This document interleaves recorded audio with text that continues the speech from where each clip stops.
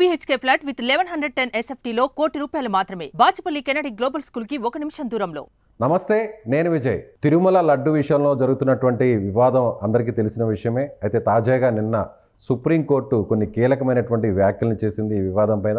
ముఖ్యంగా సిట్ దర్యాప్తును కొనసాగించాలా లేదంటే వాటి స్థానంలో కేంద్రానికి సంబంధించి ముఖ్యంగా స్వతంత్ర ప్రతిపత్తి కలిగినటువంటి దర్యాప్తు సంస్థ ద్వారా విచారణ చేయించాలా అనే దాని మీద ఇప్పుడు అందరూ కూడా ఎలాంటి నిర్ణయం రాబోతుంది అనే దానిపై అందరూ ఆసక్తిగా ఉన్నారు. అయితే తదుపరి విచారణ గురువారానికి వాయిదా వేశారు. సో ఆ రోజు జరగబోయేటువంటి విచారణ ఎలా ఉండబోతుంది, ముఖ్యంగా నిన్న జరిగినటువంటి సుప్రీంకోర్టులో నిన్న జరిగినటువంటి ఆర్గ్యుమెంట్స్ ఎలా ఉన్నాయి, దీనిపైన మనతో పాటు విశ్లేషణ చేయడానికి మనతో పాటు ఉన్నారు హైకోర్టు అడ్వకేట్ కాకర్ల చంద్రశేఖర్ గారు. నమస్తే చంద్రశేఖర్ గారు. నమస్తే సార్. నమస్తే సార్. సార్, నిన్న దాదాపు 5 మంది ఈ వివాదం మీద పిటిషన్స్ వేశారు సుప్రీంకోర్టులో. సో సుప్రీంకోర్టుకు సంబంధించినటువంటి 2 న్యాయమూర్తులు కూడా కొన్ని కీలకమైనటువంటి వ్యాఖ్యలు చేశారు. గురువారానికి కూడా ఈ కేసుని విచారణని వాయిదా వేశారు. సో నిన్న జరిగినటువంటి వాదనలు, మీరు అక్కడ సుప్రీంకోర్టులోనే ఉన్నారని తెలుస్తుంది, ఆ వాదనలు ఎలా జరిగాయి, ఆర్గ్యుమెంట్స్ గురించి డీటెయిల్గా ఏమైనా చెప్పగలరా? సార్ నమస్తే సార్. ముఖ్యంగా ఇక్కడ 5 సుప్రీంకోర్టులో 5 దాకా పిటిషన్స్ వేయడం జరిగింది సార్. ముఖ్యంగా నిన్న జరిగిన వాదనలు గౌరవ ద్విసభ్య ధర్మాసనం, గౌరవ సుప్రీంకోర్టు ద్విసభ్య ధర్మాసనం జస్టిస్ బిఆర్ గవాయ్ గారి నేతృత్వంలో మరియు అలాగే గౌరవ సుప్రీంకోర్టు జస్టిస్ కేవి విశ్వనాథ్ గారి ద్విసభ్య ధర్మాసనంలో చాలా వాడివేడిగా జరిగాయండి. ముఖ్యంగా మీరు ఇక్కడ చూసుకున్నట్టయితే నిన్న జరిగిన వాదనల్లో చాలా పిటిషన్స్ ఫ్రేమ్ అయ్యాయండి. మనం చూసుకుంటే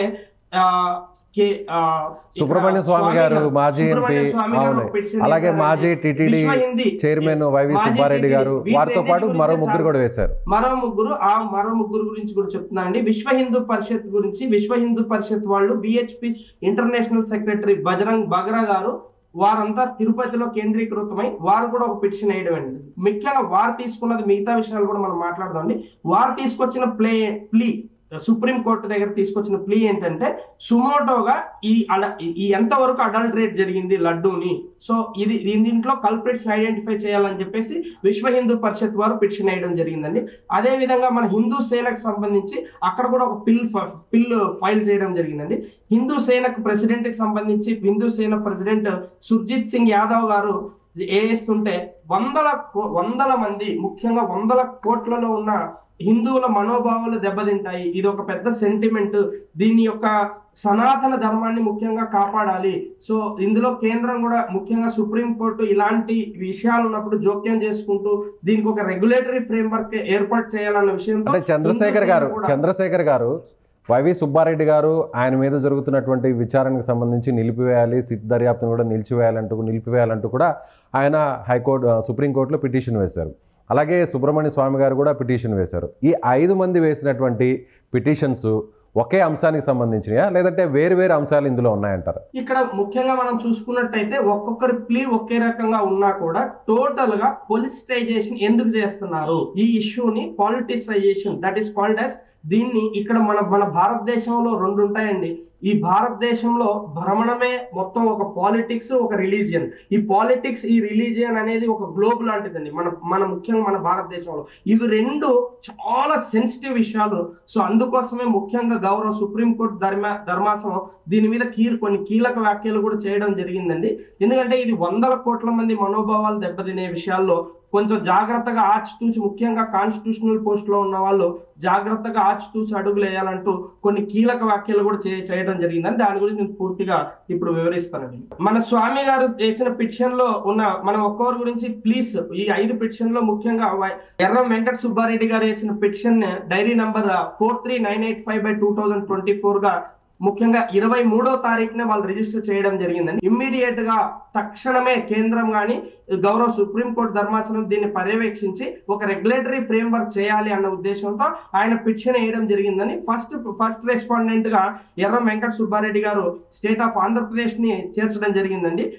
సెకండ్ రెస్పాండెంట్ గా యూనియన్ ఆఫ్ ఇండియా, 3వ రెస్పాండెంట్ గా తిరుమల టీటీడీ దేవస్థానాన్ని, 4వ రెస్పాండెంట్ గా చంద్రబాబు నాయుడు గారిని, అలాగే రాష్ట్ర ప్రభుత్వాన్ని, కేంద్ర ప్రభుత్వాన్ని, అలాగే ముఖ్యంగా సుప్రీంకోర్టు ధర్మాసనం వ్యాఖ్యానించాలి, దీని మీద ఇంప్లీడ్ చేయాలి అన్నారు. అలాగే సీఎం గా ఉన్నటువంటి చంద్రబాబు గారిని కూడా దీంట్లో ఇంప్లీడ్ చేశారు. ఇంప్లీట్ చేసేసారండి, చేశాకే వేశారు ఇందులో. ఇక్కడ ముఖ్యంగా స్టేట్ ఆఫ్ ఆంధ్రప్రదేశ్ నుంచి సుప్రీంకోర్టు సీనియర్ కౌన్సిల్ అయిన ముకుల్ రోహత్గి గారు ఎన్నో కేసులు తను వాదించారు.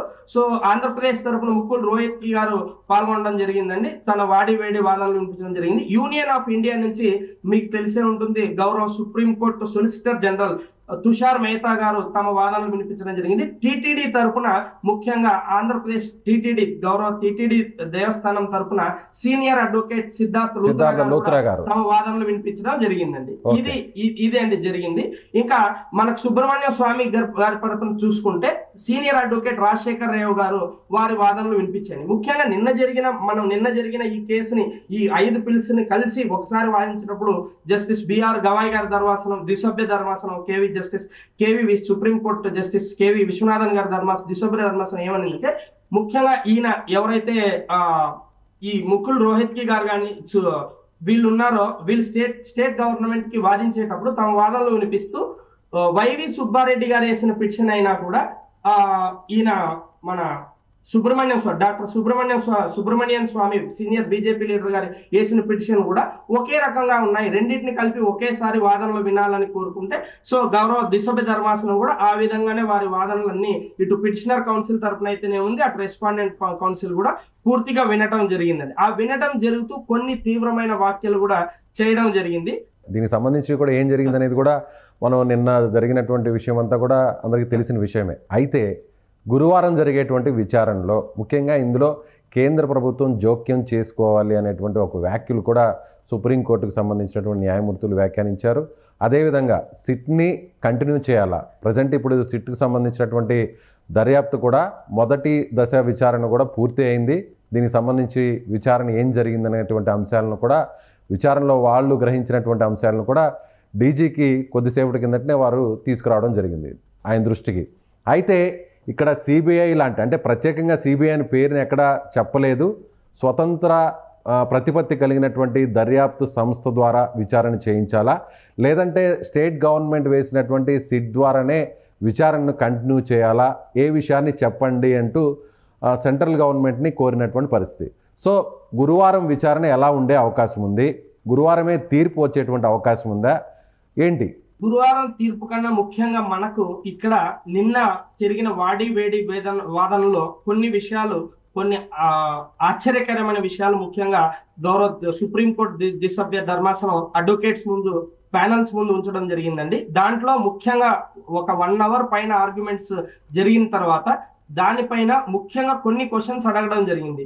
అక్కడ టీటీడీ ఈఓ వచ్చేసి భిన్న వాదనలు, అసలు ఇలాంటి అడల్టరేషనే మేము అలాంటి నెయ్యిని కల్తీ నెయ్యిని మేము వాడలేదు, అలాంటి లడ్డూలో వాడలేదని చెప్పినప్పుడు ఇక్కడ మనం కొన్ని క్వశ్చన్స్ చూసుకుంటే, I రీఐటరేట్ the same questions as that honorable judges have pointed out to the councils and what is the first question is when you have got a Justice Gawai garu a state ni Justice Gaurav Supreme Court Justice Gawai garu okate adigarandi, when you hold a constitutional office, when you ordered an investigation to the sit, మీరు 18వ తారీఖునే మీరు 25వ తారీఖుని FIR చేశారు, 26న సిట్ని order చేసేటప్పుడు మీ మనసులో ఇదంతా తెలిసి ఉన్నప్పుడు, like when you have ordered for an investigation through the sit, what was the necessity to go to the press?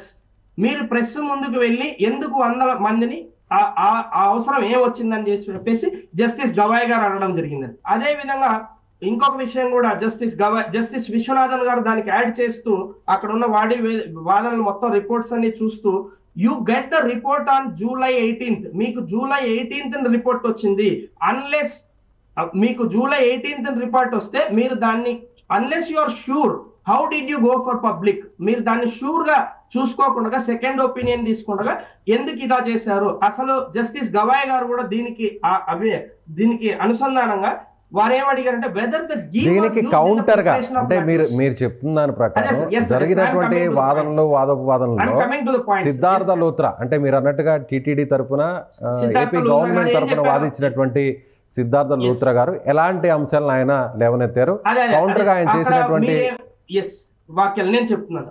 ఆ కౌంటర్ గా ఆయన దానికి కౌంటర్ గా మీరు జస్టిస్ గవాయ్ గారు మీరు అసలు ఈ లడ్డూని మీరు ఏదైతే చెప్తున్నారో ఈ 4 ట్యాంకర్స్ 2 ట్యాంకర్స్ ఇలా యూజ్ చేశారు ఈ రిపోర్ట్స్ ఇవన్నీ మీరు అసలు ఈ లడ్డూని ఈ కల్తీ వాట్ ఎవర్ అడల్టరేట్ గీ ఏదైతే ఉందో దాన్ని whether have used for preparation of laddus అని డైరెక్ట్ గా Supreme Court Justice BR Gavai గారు ఈయన్ని సిద్ధార్థ్ లూత్రా గారిని టీటీడీని ప్రశ్నించినప్పుడు ఆయన డైరెక్ట్ గా we have ordered for an investigation SIT దర్యాప్తు మేము వేయడం జరిగింది దాంట్లో చేస్తున్నాము అని అన్నప్పుడు మళ్ళీ అలాంటప్పుడే మీరు ఆల్రెడీ ఒక సిట్ దర్యాప్తు చేసినప్పుడు what was the need to go for public why you did not check అండి why you did not check twice second opinion ఎందుకు తీసుకోలేదు అని చెప్పేసి జస్టిస్ కేఆర్ విశ్వనాథన్ గారు కూడా గౌరవ సుప్రీంకోర్టు ధర్మాసనం ద్వారా అభిప్రాయపడడం జరిగిందండి. ముఖ్యంగా జస్టిస్ విశ్వనాథన్ గారు ఇక్కడ వారి అబ్జర్వేషన్ రియేటరేట్ చేస్తూ ఇలాంటి ల్యాబ్ టెస్ట్ ఏదైతే మనకు ఈ ల్యాబ్ టెస్ట్ ఏదైతే నేషనల్ డైరీ ఈ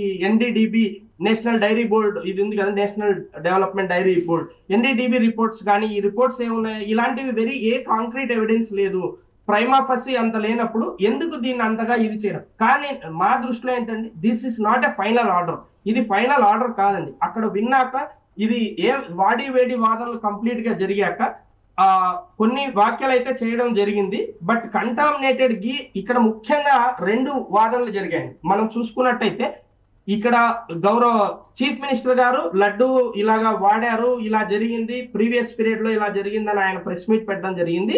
ఆ విషయం మొత్తం పబ్లిక్ మొత్తం 100 కోట్ల మంది అబ్జర్వ్ చేయడం జరిగింది. దీని మీద పిటిషన్లు జరిగిన సంగతి మనకు తెలిసింది. ఇక్కడ గౌరవ ఈఓ గారు ఎవరైతే ఈఓ గారు ఒక 4 days తర్వాత జాయిన్ అయిన ఈఓ గారు మేము అసలు కల్తీ లడ్డే దీంట్లో వాడలేదని చెప్పడం ఇది గౌరవ సుప్రీంకోర్టుని ప్రత్యేకంగా ఆకర్షించిందని మనం చెప్పుకోవచ్చు.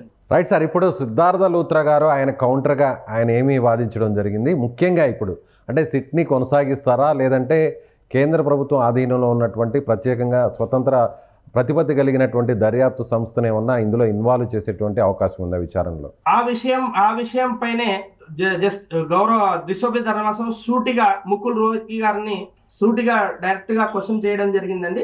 యాక్చువల్ గా ఇప్పుడు మనం వైవి సుబ్బారెడ్డి గారు వేసిన పిటిషన్ అయితే Subrahmanyam politicisation of this issue మీదే వేశారు కాబట్టి వారు పూర్తిగా వాదనలు వింటూ ఇప్పుడు ఆల్రెడీ ఒక గౌరవ ఒక కాన్స్టిట్యూషనల్ పోస్ట్ లో అంత టాప్ పోస్ట్ లో ఉన్నాయని ఇలాంటి వ్యాఖ్యలు చేసినప్పుడు దీంట్లో ఏదైనా కానీ పొలిటికల్ ఇంటర్ఫరెన్స్ ఉండే అవకాశం ఉంది కాబట్టి మీరు ఎందుకు సిట్ ఇప్పుడు స్టేట్స్ ఇన్వెస్టిగేషన్ దీన్ని చేస్తే సరిపోతుందా లేకపోతే కేంద్రం ఇన్వెస్టిగేషన్ అవసరం అవుతుందా మీరు దయచేసి you take some instructions from central government అని డైరెక్ట్ గా ఆయన అడగడం జరిగింది. So they will be coming back to that with all that collection of materials on that 3:30 on Thursday. So కేంద్ర ప్రభుత్వం నుంచి ఎవరు వారి ప్రతినిధిగా వచ్చే అవకాశం ఉంది అంటే ముఖ్యంగా ఈ ఆర్గ్యుమెంట్స్లో ఎవరు ఉండబోతున్నారు ఏ అడ్వకేట్ వాదించేటువంటి అవకాశం ఉంది? ముకుల్ రోహత్గి గారే దీనికి ఆన్సర్ చేయాల్సి దీనికి ఆన్సర్ చేస్తారండి కంపల్సరీ. ముకుల్ రోహత్గి గారు కూడా ముఖ్యంగా మనం నిన్న చూసిన కేసును చూస్తే అందరూ కూడా చాలా మంది ఇదేదో జరిగిపోయింది వాళ్ళకి తప్పు వీళ్ళకి తప్పు అంటున్నారు కానీ ఇక్కడ ముఖ్యంగా దీస్ ఆర్ ఆల్ ద మనం సుప్రీం కోర్టులో చూస్తే these are all the only comments అండి. This is not a final judgement. తీర్పు కాదు. ముఖ్యంగా ఇప్పుడు మనం చూసినట్టయితే ఇప్పుడు 5 పిటిషన్లు ఫ్రేమ్ అయ్యాయి మనకు. 5 పిటిషన్లో ఒక్కొక్కరు ప్రే ఒకలాగా ఉంటుంది ఒక్కొక్కరిది ఒక్కొక్కలాగా ఉంటుంది. సో ముఖ్యంగా ఆ టోటల్ మెటీరియల్ గౌరవ సుప్రీంకోర్టు జడ్జెస్ దగ్గర కూడా టోటల్ మెటీరియల్ చూడడం జరగదు. ముఖ్యంగా ఆ ప్రేయర్ చూస్తారండి స్టార్టింగ్ లో ప్రాథమికంగా వారి దగ్గర ఉన్నటువంటి ఎవిడెన్స్ ఇది టోటల్ గా జరగడానికి పూర్తిగా వాదనలో ఇటుపక్క అటుపక్క అసలు ఆ వాక్యాలు ఎందుకు చేయాల్సి వచ్చింది ఎన్ని ట్యాంకర్స్ వెళ్ళింది సెకండ్ ఒపీనియన్ తీసుకున్నారా. అలాగే సిద్ధార్థ్ లూత్రా గారు కూడా ఒక దేవుడి పైన నమ్మకంతో ఇలా చంద్రబాబు గారు అనడం జరిగిందే తప్పితే అలాంటి పొలిటికల్ ఉద్దేశం ఏం లేదని సిద్ధార్థ్ లూత్రా గారు కూడా దాదాపు 15 నిమిషాలు తీవ్రంగా వాదనలు కూడా వినిపించడం జరిగిందండి. But this is all like C as for as Supreme Court, Honorable Supreme Court is concerned, when 4 or 5 such a big cases have come, so it is a duty of Honorable Supreme Court to take some inferences at the initial stage. So this should not be taken as a conclusion. Either it is not a hit and run. It is not a favorable to either respondent counsel or so ఇది ఎవరికి అనుకూలంగా తీర్పు వచ్చింది ఎవరికి ప్రతికూలంగా వచ్చింది అనేది ఇప్పటికిప్పుడైతే చెప్పలేము. అంటే కేవలం కొన్ని వ్యాఖ్యలు చేసినంత మాత్రాన ఇది తుది తీర్పు కాదు అనేది మీరు చెప్పేటువంటి మాట, అంతేనా? కంపల్సరీగా అండి. ముఖ్యంగా ఏ కేసుల్లో అయినా కానీ, ముఖ్యంగా ఇంత పెద్ద కేసు కంపల్సరీగా ఇవాళ గౌరవ సుప్రీంకోర్టు ధర్మాసనం దీన్ని ఇంతగా తీసుకోవడానికి కారణం కొన్ని వందల కోట్ల మంది మనోభావాలతో కూడుకున్న విషయం ఇది. సో రేపు ఇలాంటి పిటిషన్స్ చాలా రావచ్చు. ముఖ్యంగా పొలిటికల్ ఇంటర్ఫరెన్స్ ఎంత ఉంది. ఇవాళ వేసిన 4 పిటిషన్స్ కూడా ప్రతి 5 పిటిషన్స్ యొక్క భావం కూడా ఒక సిట్ వేయండి, లేకుంటే సపరేట్ ఎంక్వైరీ చేయండి, తేల్చి చెప్పండి, హిందువుల మనోభావాలు కాపాడండి, like whatever is there.